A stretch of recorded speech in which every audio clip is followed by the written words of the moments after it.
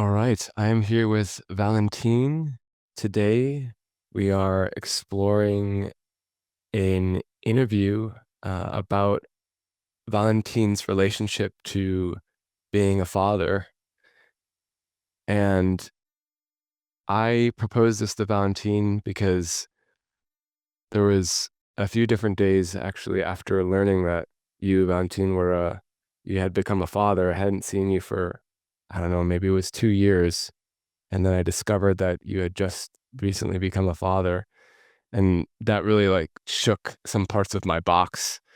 And uh and it had me in this like again, I've been in this process of feeling into what is that like and looking at different friends who are fathers or mothers and there's a way in which my box is like trying to figure it out, trying to understand, trying to conceive of what that experience is or what it would be like. And so after that experience with you, Valentin, my box was freaking out. And I noticed myself at the gym one day just looking at different fathers and feeling so afraid every time I would see them, with like their toddler or, or baby. Um, and so I reached out to you because you're someone who I really love and, yeah, feel really connected with. And you're someone that I feel like I can relate to in a sense. There's a way that you orient to the world where I'm like, oh yeah, I recognize that. And so I'm curious to know more of how it goes for you and or how it's been going for you to be a father. And yeah, and my sense is that there perhaps there's a gift in your experience that I can receive. And my hope would be that I can learn more about the practical reality of like the mundane, the practical, maybe like the challenges, what to expect in that department, but also the profound, the beautiful, the being, like the being aspect of what it is to be a father.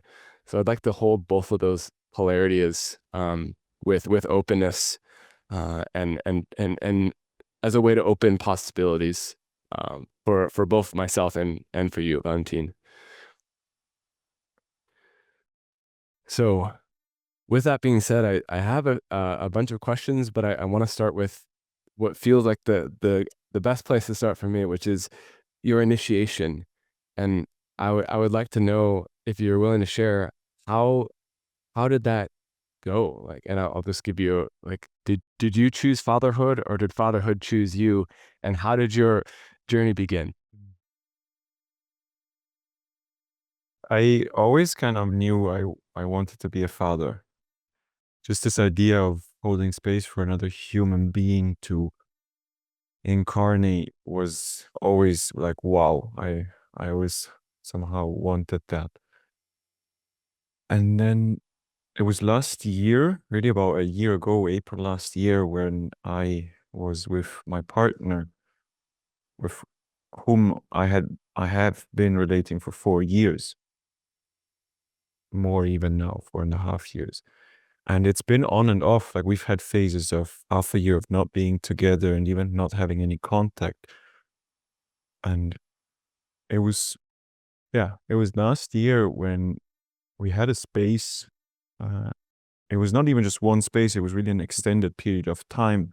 But one space I really remember in particular where we just connected on a really deep being to being level. And I told her, somewhat after the space, I told her, I'm ready to have a child with you. Whoa. Which is something that we had been not just talking about, Mm. but really sensing into. Like for my partner, for example, she never really wanted to be a mother. She wasn't opposed to it, but for her, it wasn't a big thing. But at some point in our journey together, this possibility became really tangible of raising a child or holding space for a child together. And anyway, last year, last April, I really thought this clarity was just so here for me. I'm ready to have a child with you.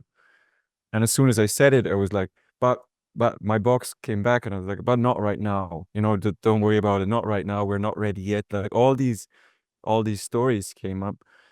And in a couple of weeks after, we conceived of my son, and we didn't plan it. It wasn't a conscious conception. Mm. In fact, it was kind of like I don't know, like a miraculous conception, because we always I'm kidding a little bit, but we always what's the word in English? Like when you not contraception, but the way we took care not to have a child, basically. Yeah. I don't know what that word is, but we always use the safe days of her period, so before and after, Oh, okay. like a few days before and after the period, which that's how we went for years, and it always worked. Right. But in that moment, she got pregnant. So in a way, fatherhood, or the moment where I became a father, that chose me. And given the backstory of my being, in a way, yeah, it was also a choice of mine.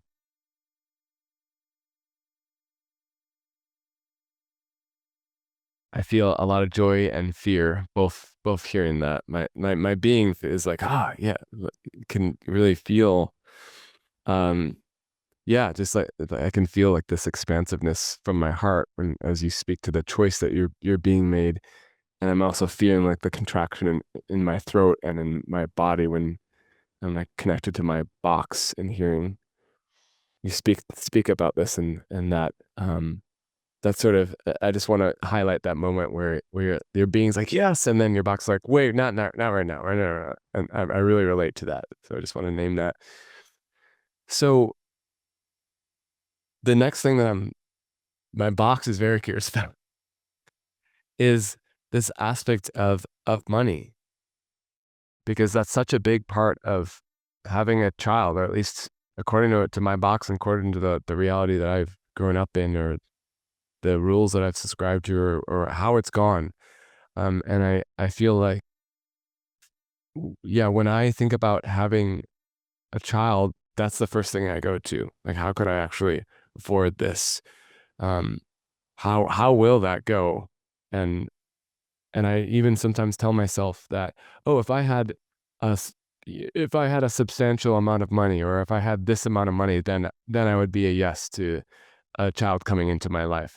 So this to me, it feels like a vulnerable question. And I don't know how it's gonna go for you, but I want to open that door next, and I'm curious, how have you what is your how have you been relating to money now that you have a child? Has that changed at all? Um, was that a big deal for you? Like, was that something that was impactful for you, or were you in a situation where it wasn't like a big deal to have a child come in that capacity? So, in a way, I can pick up the story somewhat where I left off last year after the conception. Nusha and I, um, we we separated, not as partners, but just physically. I went to Switzerland, where I was born, and she called me. So, like a month later, she called me, and she told me that there's a high chance that she might be pregnant. And I had just, after 6 years or something like this, of mostly living off my savings that I had made while living and working in modern culture before going on my path, I had just hit zero Whoa. in my bank account Wow. when she called me.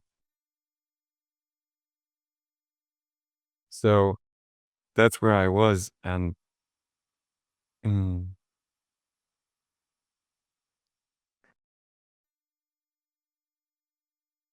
really the whole thing. I don't want to go too far. I want to stay with your question, and the whole experience of becoming a father and having my son come into this world has just shown me show me my box, in a way, show me how I'm limited by my own beliefs and my own worldview.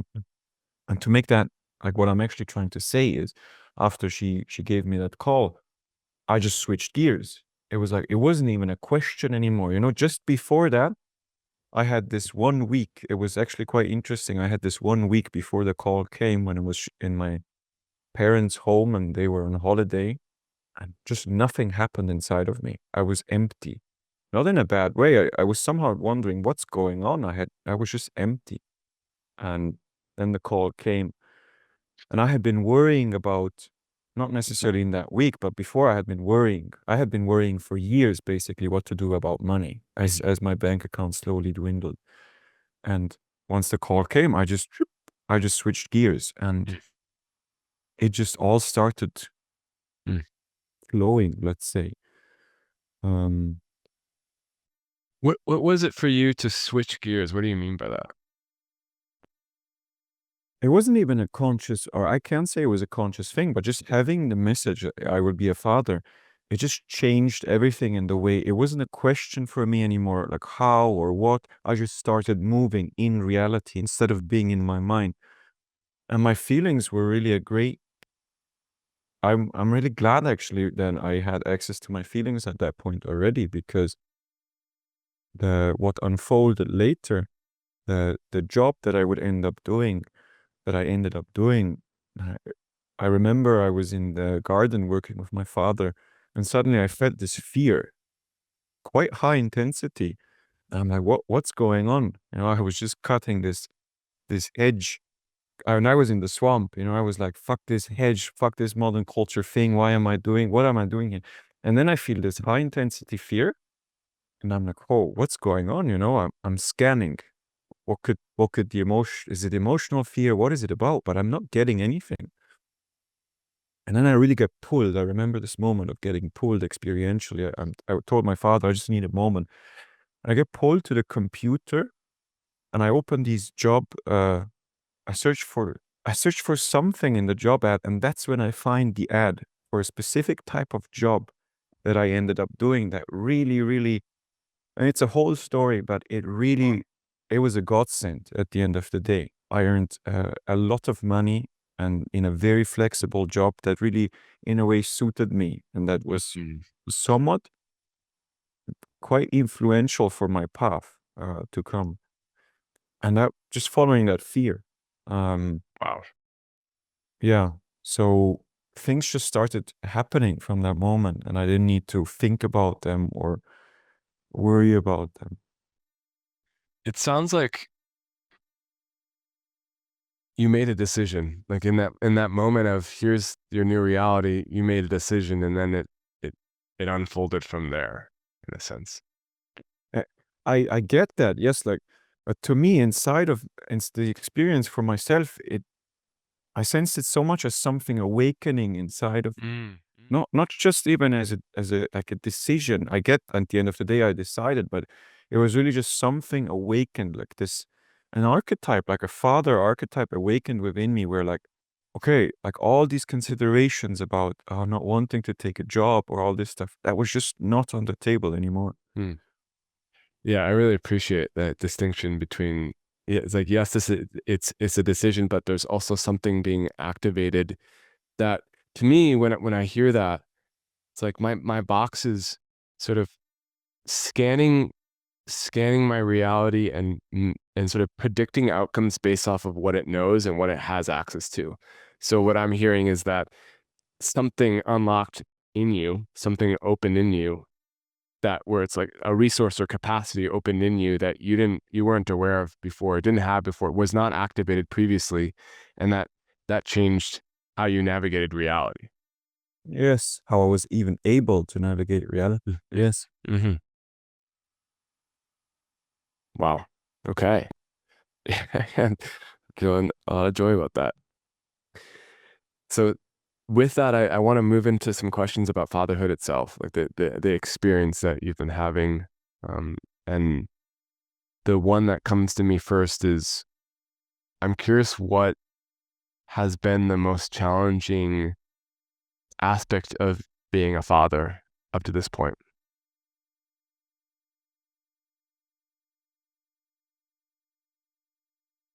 It's really my own underworld.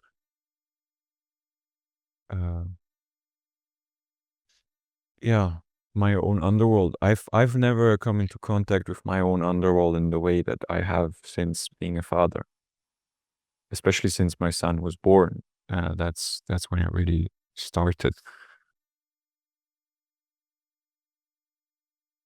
Mm. I mean, I will just go. If I Go. stray too much from the question, I trust you. Will you stop me if I go too far? Yes. Okay. Um, because what I'm about to say is also it ties into with some of the it ties into with the other questions that you came with in the beginning. It's difficult for me. I had no idea what it would be like, and I didn't really inform myself. I didn't go to some classes. I didn't really talk to other men that had been fathers before. I just kind of let it come.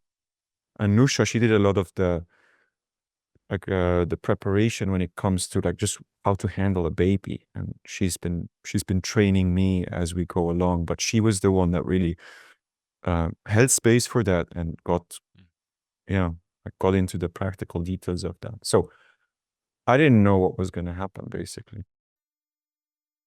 and I didn't feel a lot of fear before the birth either. Just I was just there basically. Like I felt a lot of joy and wonder, like what would my son look like? Just like physically, I really wondered what would he look like. And once he was here, uh, it was the first. It was the first evening that Nusha and him were home from the hospital. He he and he and her stayed in the hospital for a week because he had like an infection that didn't really have any symptoms. Mm. Um, and in the end, we decided to give him antibiotics, which was difficult for me. Like I'm not a fan of all that stuff, but in the end, we navigated to that decision, which also meant that Nusha and him, were in a separate room, um, where I couldn't be with them full time anymore. So I could only visit 2 hours per day. Wow. And yeah. And after a week, they were able to come home. He was cleared to leave. And uh, it's like that evening, the first evening when they were home, I lost it in my relating with Nusha. I started a low drama.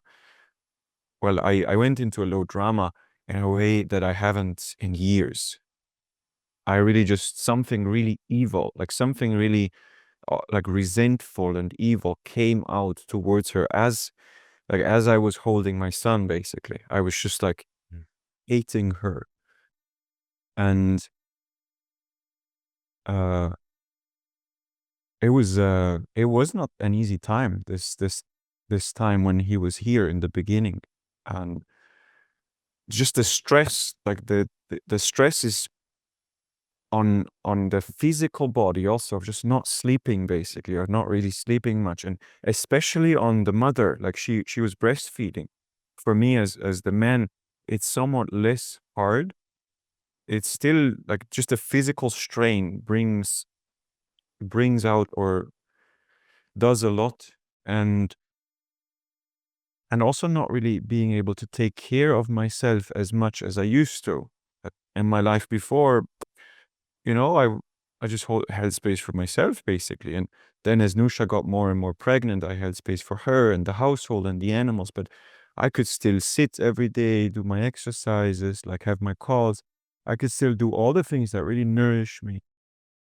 And that was just gone, basically. That was just gone in the first time of just um, our son, like, yeah, it's like a 250% job for two people. It's really hard to get across how much it takes. And at the same time, it's not that big of a deal. Like it's this paradox of it's really straining. Mm. And at the same time, there's also often times where it's like, well, this is actually, everybody was saying it would be so horrible, but it's actually not that bad. And what I want to say, I mean, Nusha and I, we've created a kind of a life for us that is quite different than most people live in modern culture. It's like uh, we we were both not working a traditional job, and we haven't in a long time. And we live here in this house. We had a really nice opportunity to live in a house of a friend for some months. We live in the countryside, nice house. So we were really, there weren't any other strains on us. Um, and at the same time, it's just for two people, it's a lot. And we have animals that we hold space for, and so to come back to your question, it's really my underworld, where it just comes out. Like it's not that it wasn't there before, but before I could somehow manage it on a superficial level. You know, I wasn't forced to look at it. I wasn't ground to the point where I was just like, o- like in free fall and just letting it come through me. And in that letting it come through me, I see all the stuff that before my box has kind of kept together. Um, Yeah, so it's really my own underworld in my relating with my son also. There have been moments where I lost it with him. In my and especially it's not so much towards him. It's mostly the the relating part with my partner. Mm. Like all the things that they were there always since the beginning, but we didn't really need to look at them so much. Like of course they came up every now and again, but with my son being here, just all the stuff that I haven't cleared, that I haven't looked at in my relating with Nusha, and otherwise, it just all started coming right into my face. Mm. So it's this the I don't even remember the question by now, but the thing that was the hardest for me, the difficult was the navigate and just being faced with my own underworld. There were things going on in me that I don't understand to this point. Like even with the birth, it started right with the birth, where the birth itself was such an archetypal event that I was reeling. I really, there was so much love, so much upper world presence for me, and at the same time, so much darkness, like so much underworld presence. It was quite overwhelming to navigate that. And it's like the whole experience opened up a depth of me to experience underworld that is really that I haven't before. Mm. And I needed to learn how to navigate that, like how to be with that. Uh, yeah. So I have a question about that. So now that you've gone through this experience, if you were to do it again, knowing that this same experience would come up for you, how would you prepare for that? And what would you, what kind of practices or support or living culture would you put in place to support um, the ways that maybe didn't feel so supported as you're going through that? Yeah. And if I would be in a village, I wouldn't do it just with me. And I mean, no, it's not that I wouldn't do it, but one of the biggest aspects I see is just having a village around, having other people around that can help with cooking, cleaning, with like walking the dogs, or just having a village. That's something that, yeah. And another thing that I would do is really for the first 3 months of the child's life, I would not plan anything else, nothing else, other than like as much as I can keep myself nourished. So uh, I would have a team. I didn't have this, but I would make myself a team of other men that I can call, that I can be with, in order to have this nourishment. Um, I mean, I would have, that's the part of the village I would want to have them in physically, but Hmm. if that's not possible, I would have a team of men, because I don't think it's possible to prepare for the underworld stuff. Not really. Like it's just, it comes and then it's there. Um, and I would have a team of men ready to hold space for me, and not just for my processes, but also just to be in a heart-to-heart connection, be with one another, and like I would take care how I can nourish myself in that time. But for the first 3 months, I would plan nothing else other than just be and hold space for the woman, basically, because like, the baby's so focused on the mother for everything, basically, that yeah, I would just cancel, clear everything in a way that I can be there. And I had the chance to do this, but there was a part of me that wanted to keep on doing what I like to do. And there's a part where that worked because it nourished me, and I was able to bring that nourishment back to my family. And there's a part where I created pressure, or where I wasn't as much with my family as I could have been, or moments when I was holding space for my son or for my partner, that I was pressuring myself because I had this to-do list, things that I wanted to get done. So yeah, that's a big thing. Just not have that to-do list.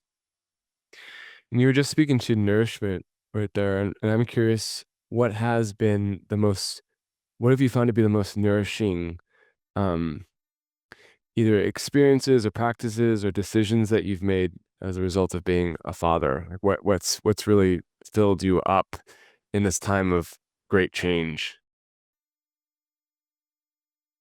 It's nothing in particular.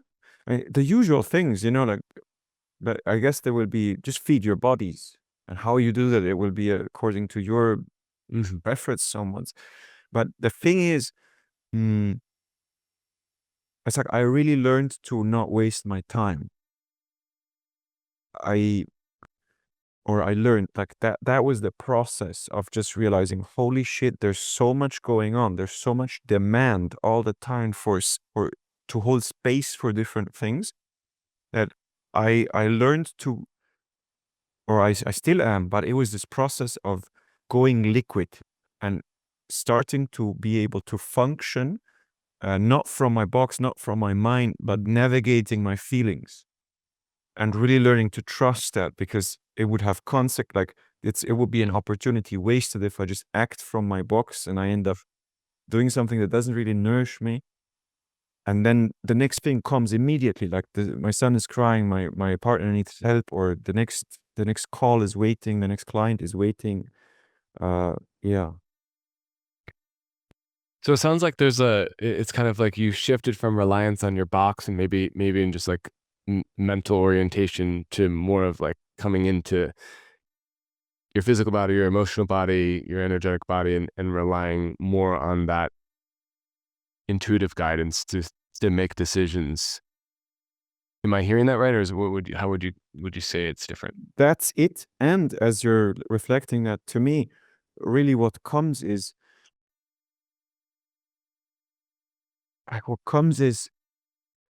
my son's birth, or my son coming, has just intensified all of my own processes. Gee. 'Cause that was going on before already, but him being here, it's just intensified everything. Mhm. Uh, so in a way, I don't think there's really an answer to this particular question that you've asked, of how can I nourish myself. I think it's just, you will get your X on the map on how competent you are at doing this already, and the pain point of your incompetence will increase greatly. So yeah. I I I think I'm laughing because I'm scared. I'm like, oh, that's scary to me, and um, yeah, just like to be so confronted by the incompetence, and but there's also I also feel joy of this opportunity to just like get really clear on, oh, this is where I need to grow, or this is where I choose to grow, because if I don't do this, there's pretty severe consequences for not um growing or learning or making a new decision. And I'm hearing that it's like the baby is this child is magnifying, it's serving to magnify something that was already there, but maybe now it's like very much more obviously there, and maybe it sounds like much more motivating to be with or to um I think my story is that it's more motivating for you to navigate this underworld or your box. And I want to check that if that's true. Do you feel like more of a motivation with I'm losing the words, but are you understanding what I'm saying? I'll go and I'll Sure. see. Cool. Mm, what's coming to me now is really the birth of your child. I'll speak in you just to kind of land the distinction a bit, Yeah. but it's like uh, it's what you make of it. And really, like the rest of life, it's up to you to really um, create the reality of it. And for me personally, it's like my son has brought so much transformation to my life. Like I've transformed so much through that. Mm. And in that, yes, like I more because I was already on the path of transforming my box and my underworld and doing all that. And with the arrival of my son, uh, that has just become again like amplified, intensified. And another thing that came to me while I was listening to you is it's really put me very close, uh, very much in touch with my own being. Like his beingness when he came out, and I delivered him myself, like as he came out, and just holding him, I was shocked. I was really shocked when I held him for the first time, and looked at him because he was so, his being was so strong, was so particular. He was so particular, like his, even on a physical level, the way he looked, I was like, holy shit, who the fuck are you? So there was an element of foreignness to it. Like Wow. I'm holding another being that is just as much being as I am. And in that, it's like I was worried before a little bit about how I would handle all the blood and the juices and all this stuff, which didn't touch me at all. What shook me was his beingness, how strong and how big his being was. And I can go on like talking about that experience and to make the connection back to my own being. It's like mm, I never knew so clearly what I'm really here to do and what I wanted after the birth of my son. And every space that I was in, I ended a lot of spaces that I had been, a lot of teams, a lot of whatever that I had been in. I just ended because I was like, this is not in integrity with me. I'm not here to waste my time. Like it's Mm. just like it became so clear what I'm here to do and what I really want that my life just started realigning also based on that. Yeah. And I actually want to go on with describing this experience of the Cool. birth a bit. Yeah. Yeah, please. Uh, and just seeing what Nusha did, or seeing what a woman does to give birth. And Nusha, my partner, she had her doula with her. Do you know what a doula is? Hmm. Yeah. And the midwife. And And you were in the hospital, right? yes, During that there time. was kind of like a birthing room type, birthing house type thing. But Okay. we at first we wanted to do a home birth, but then Nusha decided for a to have to be closer to like medical facilities because she's like 39 or something like that, 38, 39. So, and it's her first birth. So given that, she wanted to be on the safe side. Mm. And just seeing these three women, which the midwife, she was a total witch. Like she had a talisman that could have been picked off a table in a lab. Like she was a complete witch. And just witnessing these three women collaborating, I was in awe of this. It felt like I was privy to some sacred chamber of femininity. Mm. Mm. And seeing what Nusha did, like the amount of just what she did to give life, uh, and how it is a feminine thing to give life, and how all the people walking around in the streets, they have been given life to by a woman. It it changed something in my relationship to the feminine. And yeah, as my son was out, I lay him down on Nusha, and his head was kind of his head was lying on her breast or belly, and at some point he opened his eyes, and he didn't like look straight at me, but he kind of looked at me at least enough that the being to being contact was palpable. It was like I was making contact with another being. It was so palpable. Mm. And also later it became so clear that, like, yes, I'm his father, but this guy, I don't know who this guy is. And this guy is not my son. You know, he doesn't belong to me in that way.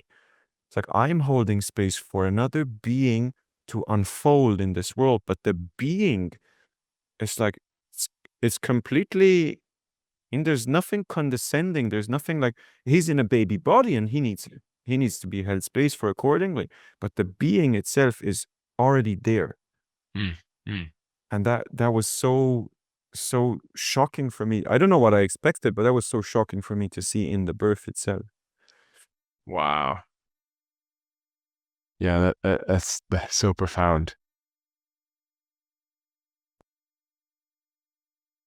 And just sort of letting that awareness land.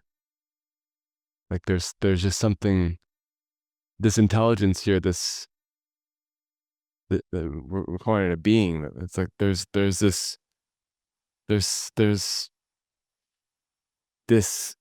that comes fully intact. That's fully developed already, and it's inside the vessel. It's packaged inside of this thing that's fully undeveloped, or like or not very developed. And wow, it's like to really feel that. I mean, so much of so many humans in this world do not sense what you're sensing, and so they're relating to it differently. So even you saying that he's not my son. It's like, yes, I get what you're saying with this. Like on a physical body level, like you are caring for this child as your son, but as a being to being level, there is not that, you could say, hierarchy or whatever you want to call it, structure. Like that doesn't exist. And that's very curious to me. How you're gonna be with that as as this child grows and into an adult. And I'm really curious, just holding that orientation, how that will impact this being. That to have someone, have a father, have another being who sees him in that way.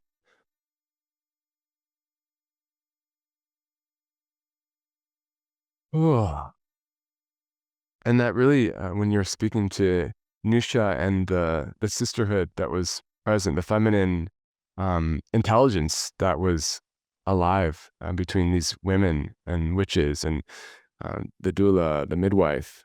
Um, yeah, it was very touching and beautiful, and yeah, I felt my heart expanding and being like, so much appreciation for women and what and the initiation that's they are all part of, or have the opportunity to be a part of, whether they're having a child or not.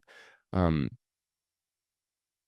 and it as I was feeling into that, I was also coming back to your relationship with Nusha, which you had already spoken about, how a bit about how um, parenthood has impacted that in different ways in regards to the underworld. But I'm curious in terms of, romance, something like romance and engaging in that aspect. How has that been affected by your relationship, or by your son, by having a child? And I'm asking that because I think that is another fear of mine, of like, it's like something, it's like this paradox for me of like something so the birth process is such a sexual experience. Like it's like it's the create this creation energy, and then there's like the reality of that, and I'm like, oh, does it become this mundane experience of relating? Or my box has this idea of like, oh, there's gonna be no space to actually have that dance of romance and polarity and love in the way that it was before. So I'm curious if your relationship to romance with Nusha has changed and what you've noticed or what you've been observing or experiencing as a result of fatherhood. Mm. Yeah, I mean, we have not had sex for months, for many, many months, like almost a year by now. And again, here, like you will be confronted with yourself.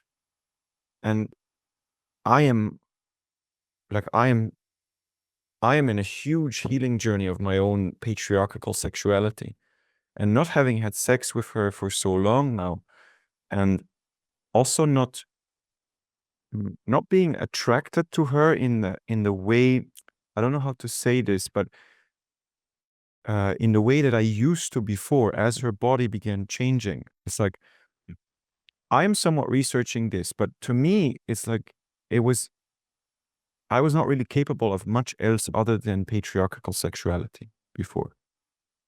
And I have been consuming pornography at times, and also mm, my the merging with her, while at times very profound, there was so much patriarchal stuff going on, especially for me.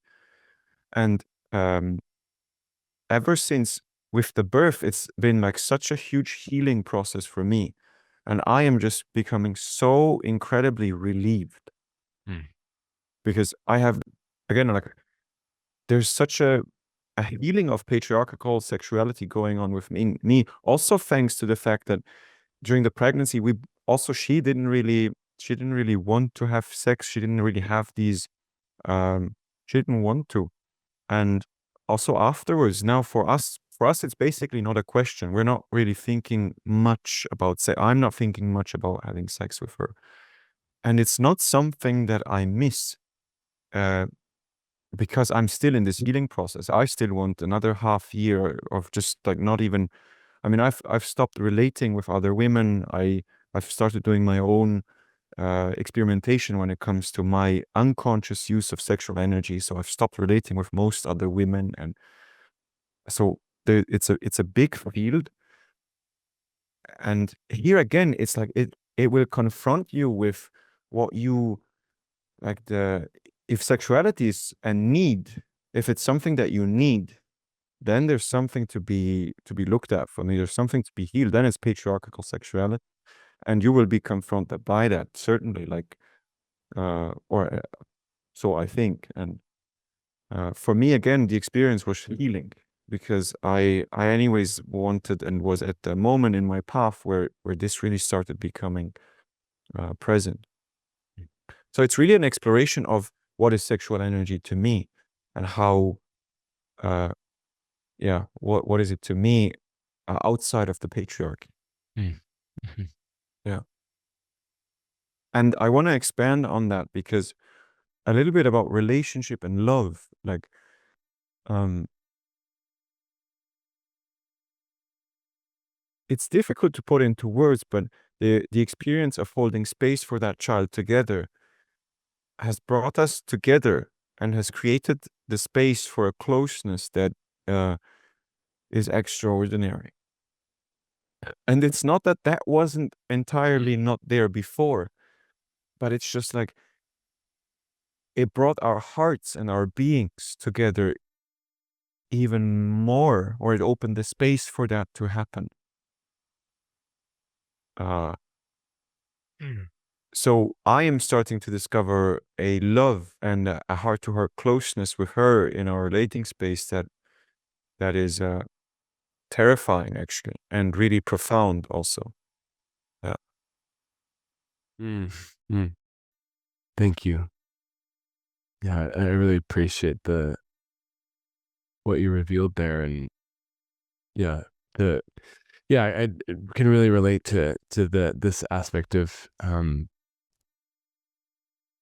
being a patriarchal lover and coming into this, yeah, coming face to face with that, and then um, it sounds like you went through a process of deprioritizing that way of being, and just stopping it, and yeah, in a place of research and letting something else unfold, which is really inspiring to hear that this new relationship, this being to being relationship with Nusha is starting to unfold, and you're sensing and experiencing her in a different way.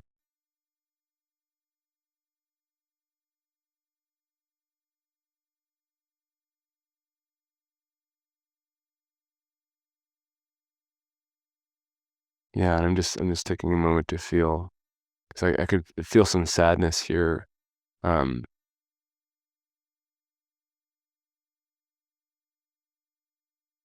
yeah, and I feel like I'm sad because um, yeah, I feel the pain of that patriarchal energy, and how um it yeah, how much distance it creates with me and my lover and my partner, and yeah, I feel sad about yeah, just I'm just imagining the ways in which that will be highlighted, if this if I were to have a child with her, like how that would be highlighted. And there's something that is relieving in me to hear your experience, because I've been noticing in me this sense of something like n- sexuality, sex, this like need for sex is, I'm noticing it's constantly becoming more and more less and less of a priority. Like it's just going down. It's like there's other things that are going above it, above it, above it. It's going down the ladder of priority. And I'm just kind of noticing it and watching it go down. And um, so when I was imagining it, how it would be in being a father and hearing you, I'm like, okay, the the missing piece there was for me was this sort of invitation to take radical responsibility for this patriarchal energy and the consequences that it has to the relationship, and thus also to the child if that's not really taken care of. And so I'm really, yeah, just feel really glad that there's a real ownership there. And yeah, I will like to, I'm really curious because perhaps we maybe like a year from now or something, sometime in the future, we have another interview, because I will be curious to hear how, yeah, that's evolving for you, or your relationship to love, or your being to being connection with Nusha is evolving as things go. Well, thank you for that. I want to go into some just like logistical questions, just more of like curiosity about like, yeah, how are you managing being, this child? How do you? Oh, here the specific question is, how do you manage the balance of um? Actually, no, that's not what I want. That's not the question I wanted. Do you have specific roles in your parenting dynamic with Nusha, and how does that go? I think you've already spoken to there are specific roles, but I'm just curious, what are those? How have those roles been emerging for you and Nusha, and how does that go on a day-to-day basis?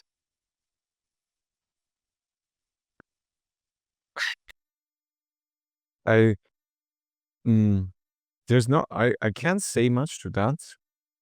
We it just it does the question doesn't really land for me. And what comes up is there's no planning. There's no possible way to plan. Mm. But it's like every day is different. Every day is completely different with my son. Especially in these first 3 months, there's such an up and down possible of how he is, and there is no. I mean, okay, so basically I do everything. Like I do everything, almost everything when it comes to the household. Like I've started mm, holding space for the animals, taking out the trash. Like I do pretty much everything now. Nusha sometimes now she started like doing some of her cooking or some of the laundry, for example. I She likes it kind of. But that is one thing that maybe answers your question of roles. It's like the mother is she's just with the child. There's if it's not in a village setting, I don't see a possibility for much else going on. And it's like I'm just gonna rip, okay? I'm just gonna go. Rip, baby. It's like in the when Nusha was in this second what do you say department in this in the hospital, she shared a room with another woman.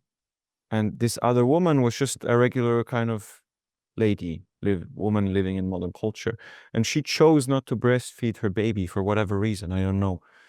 And as Nusha left the hospital, Nusha was crying because this other baby was already numbing himself. Mm, mm, There was such a distinct difference from Avigo, from my son, to this other baby in how alive, how glowing, how much being there was in him. But this other woman, I saw her a few times and just she was not in a great place in her life. Like that was just apparent. She was not in a great place in her life, mm. and therefore her her capacity to hold space for her son was accordingly. And the son needs to survive this one way or another. So Ooh, yeah. wow. So really the distinction is something like my capacity to hold space directly affects how alive my son can be. Wow. And I've noticed this within myself. There have been these two or three moments when I lost it, when I never like yanked him, but it's not far away, with like having no sleep, with having just a cry, and the crying is really shrill. The My son cried a lot. He's very alive, which I'm glad for, but he's crying a lot. It's gotten less now, but in the beginning he was crying a lot, and he had so much stuff going on. He was healthy, he was gaining weight, but with his digestion and the so like and I learned to deal with it. Like this what comes up within me, which I can talk a bit more later about. I had a process about this also that was quite Mm, revealing. Um, but in these moments when I got reactive with my son, when I really I didn't handle him with love anymore, and I shut off energetically. I really made like an energetic thing. mm, I believe to have noticed one moment where it really affected him, where after a situation like this, Nusha and I were both like, wait, something is different with our son, where he just seems like, and I don't mean it in a judgmental way, but he just seems like a normal baby. He just seemed like kind of like zoned out, not really here fully. And I mean that was something for me to experience, how my reactivity possibly, I mean, I don't know for sure, but I think it's very likely that it affected, that his being kind of withdrew a little. mhm, mhm, mhm. And I don't know how I got here, but I'll just take a moment. Or you have something? Well, I just want to speak to that because that's I feel like that is such a huge fear for so many parents or parents want to be of like the way that I'm being could negatively impact this child's capacity to be alive. It just feels so. Like, how did you? And just yeah, I feel sad hearing that and scared as well. Like how? I guess will you share more about how you've been with that and how you've been how you been showing up with that? And how is that impacting you? I mean, for me, it's really this dance or this fight, or it's an exploration of Gremlin, really. And how resistant my gremlin is to change. So I've learned to deal with these moments. Haven't come up so much recently because my son has been he's been crying less, he's been sleeping longer. There's still so many ups and downs, and you never know what's going to happen. But it was this beginning part where I learned to just say, "Hey, Nusha, uh, will you? I can't be with him right now." And just admitting that was hard. Like, not because she was sleeping. Finally she's sleeping, and like, who am I? Like, what kind of useless piece of shit am I to not just be able to handle it? Just suck it up. Look how much she's doing. But I learned to handle that. I learned to say, I cannot be with him right now. Will you be with him? So that that did something. But just seeing this moment that I shared earlier of how my thing possibly impacted him, I finally got serious, and like I got a process about this. I like the fear and the sadness of seeing that possibility was big enough that my gremlin, or it was bigger than my gremlin's avoidance to really look what's going on within me. And the resistance to change, the resistance to go liquid in these deep places within me that I didn't really want to look at before. And otherwise, it's like, also Nusha, when she's in a swamp, it's like it affects him. Like the energy in the house affects him. And I have this I'm okay box. I'm not one to beat myself up. For me, I'm quite neutral with that, where it's like, fuck, it's like I have a swamp. I'm like, I have reactivity, and my son is, I can't be perfect. I don't have that expectation towards myself to be perfect, but I do see how spaces affect him. Like, he's really, really sensitive to the energetic space, incredibly so. And whatever space I'm sourcing, it's like he also just mirrors that back to me. And I guess for somebody that is prone to like beating himself up, that that would be a huge, but it's just the underworld. Again, it's just your underworld is gonna come out. Like, I have never been a rescuer towards Nusha, at least not in this active way. Maybe sometimes by withholding clarity and not being as real as I could be, but I've started rescuing her where I'm not waiting for her to really make a request as before I would. She could say what she wants or be in, like, but I would really wait or ask a question. So what do you want? Or like, I would really wait for a specific request if she wants something. And now I noticed it's gotten a lot better, but I noticed in the beginning, I used to come inside the house and I was just like, there would be this unconscious fear of how is she, how is he, what can I do? And that is also it's rescuing. It's creating a kind of uh, a level of responsibility and a life that I do not want to live in, but it started coming up in me. So again, it's just the underworld will come up. And I haven't had a chance to talk about this, and I really want to, but also the upper world.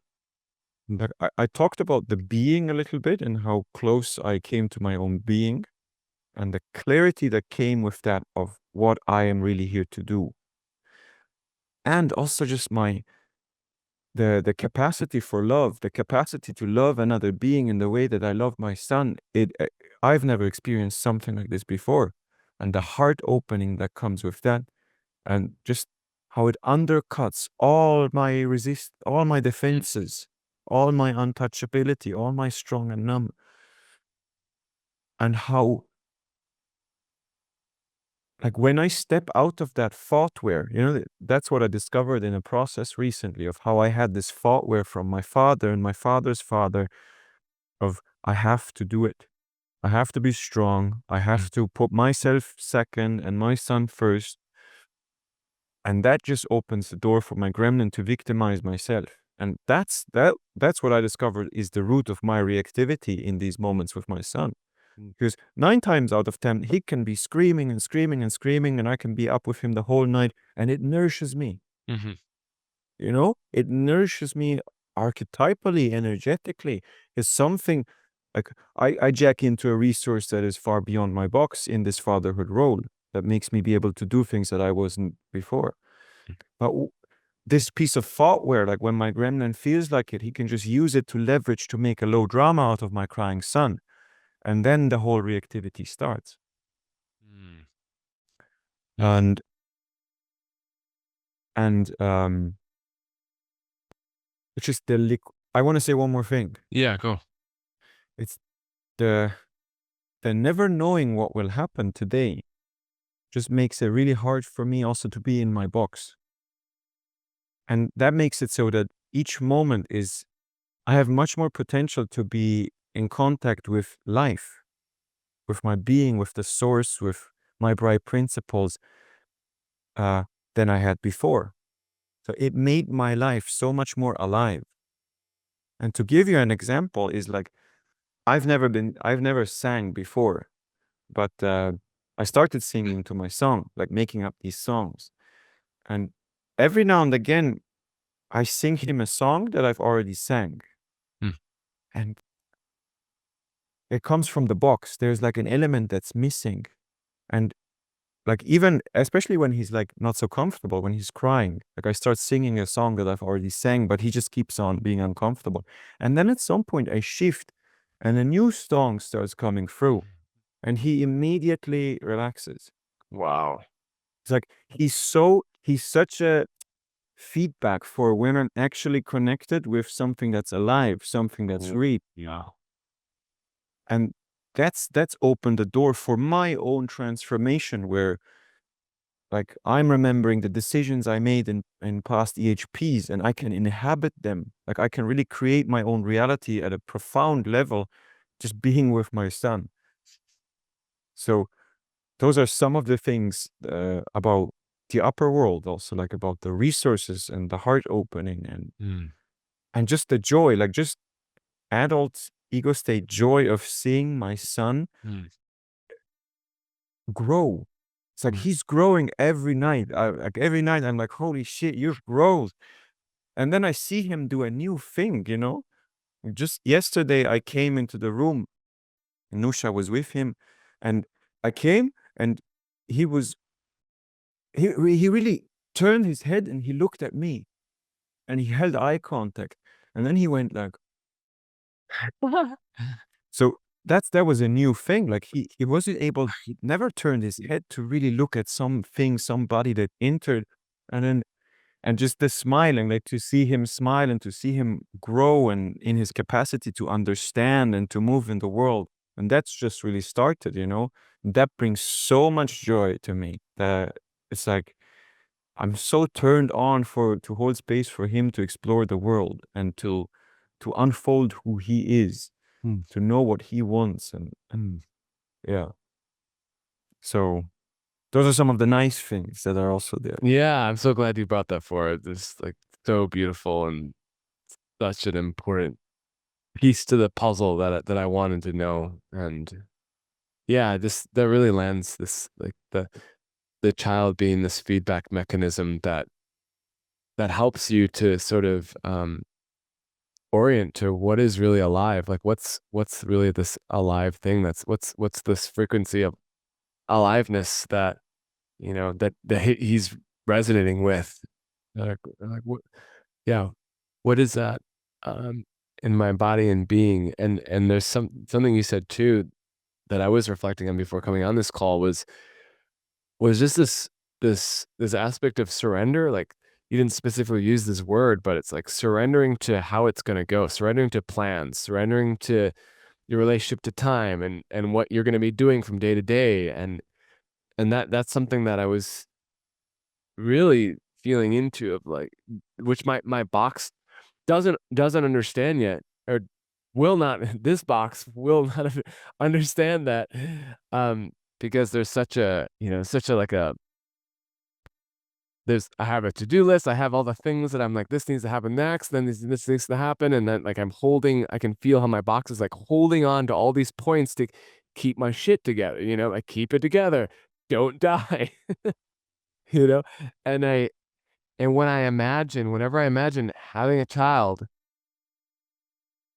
I'm just like, that just won't that structure won't work. I just can't my box cannot fathom that being a workable reality. So as you bring this like, okay, surrender all, like whatever, this old map that you've been using is not does not match the territory of this reality that you're being invited into, which perhaps is the reality that for me, maybe I've been avoiding because my box is very set on being a particular way. Um, so I'm really curious about that. I feel, yeah, really grateful and glad that you brought attention and awareness to that.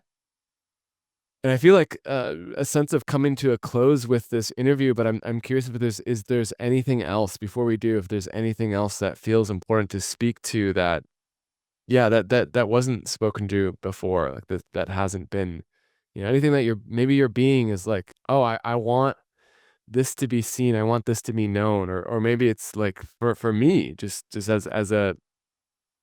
a as a being and friend who is really curious about what it means to be a father, is there anything else that feels important to speak to right now? Yeah, with the last question you just asked, uh,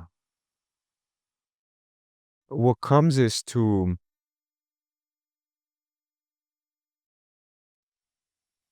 like really let it unfold. Like I can sense in you the wanting to be a father, and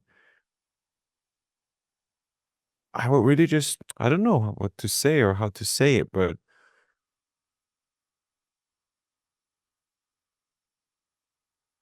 it's like let it unfold. Be in your heart and really let it unfold. I don't know. There's something like I want to get across, and I'm not quite like finding the words. But if I reflect upon my whole experience, the whole experience is really just about mm,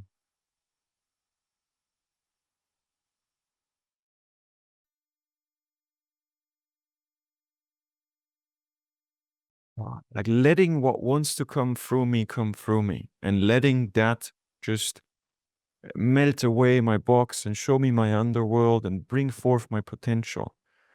And if the seed, I don't think that the seed is there for everybody, but if the seed is there for you, like if it's a step on your path to be a father, then it's one of the best things that can ever happen to you. And just not to make the decision from your box, Mhm, but to let it emerge from your heart, your being. And then it can't go wrong, whatever that's supposed to mean. But it, things will really align as I like with the money, with jobs, with partner, with everything. It will work out if it comes from this like the root. Where is the decision coming from mhm, to go there? mhm, Yeah. Yeah. That was it. Otherwise, I really yeah, I said what I wanted to say. mhm. Thank you. Excellent. Yeah, thank you, Valentin. Yeah, that really lands, and yeah, just the simplicity of let it unfold, let it unfold, and yeah, there is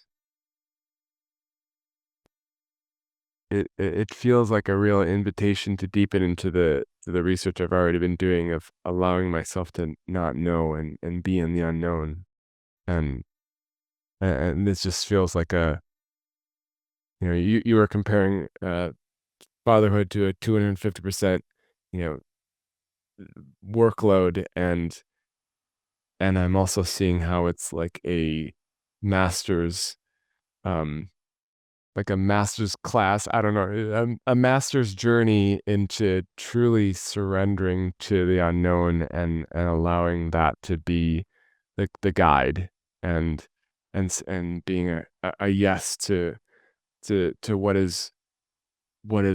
what is being called from you and what is being sourced from you, and the feedback that you're receiving from your child and your lover, and the spaces that you hold, and a real invitation to, if you choose, be radically responsible and create the life that you choose to create. that it's like it's on you and it's being reflected back very intensely. That's really what I'm getting from this conversation, and I feel like I feel like I'm gonna be sitting with this and really letting it land more, but I feel like I'm really getting just like the real rite of passage that this is, and how fatherhood is is a gift that it's like it if you didn't what I'm getting is that if you didn't understand what reality is before, um, or maybe this it's let me see the words here. It's like something like, um, yeah, it's a gift into reality in a whole new way. I'm just getting like, yeah, there's the reality that I have deepened into, and then there's like it seems as though there's only so far that can go without another radical shift to something else. And what I'm hearing from you is like you went through that radical shift and it's changed your whole orientation to space, time, relating to yourself, to your priorities, to what matters, to life, to love. Yeah, and yeah, wow. So, yeah, thank you. I want to add to that. Um, we sometimes say, Nush and I, we sometimes say we made him, but he made us and is making us just as much, if not more. And he's really like he is life, and it's like coming closer to life itself in that whole process. Yeah. And that is worth a celebration. Yes, it is. Thank you so much, Valentin. So appreciate your presence and yeah, just like the way that what you brought and the vulnerability and the aliveness and just like what's the things that are landing is very true in me and resonant in me and it yeah, thank you for this gift of offering yourself and sharing your experience so openly and honestly and yeah, again I'm really curious to connect again, let some time pass and see how it's going. But Mhm. yeah. Any final closing words? Thank you for interviewing me, for being here, for listening, for asking the questions. It was a real pleasure for me to unfold that. Like I notice I'm very alive about yeah, sharing this and unfolding the distinctions and my heart in that also. And it was a real pleasure. Thank you, Axios. All right, my friend. Well, I will see you Saturday for the men's group.